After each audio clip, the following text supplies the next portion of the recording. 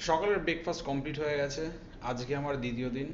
গতকালকে আমি এসেছিলাম দুপুরবেলা, তারপর হোটেল নেওয়ার পর আমরা বিকেলের দিকে একটু ওল্ড দীঘার সি বিচগুলোতে ঘুরেছি। আজ সকালবেলা গেছিলাম আমাদের একদম মোহনাতে মাছের মার্কেটটা দেখতে।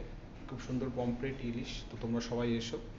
এবং খুব রিজনেবল প্রাইসও বলবো নয়, মোটামুটি।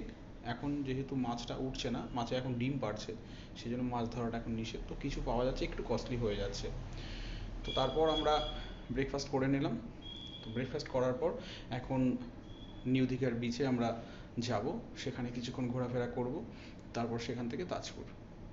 তো মোটামুটি সেখানেই দেখা হবে এবং পরবর্তী আবার কিছু ক্লিপ আমি দেব। তো ততক্ষণ তোমরা দেখো। টাটা, আবার দেখা হচ্ছে।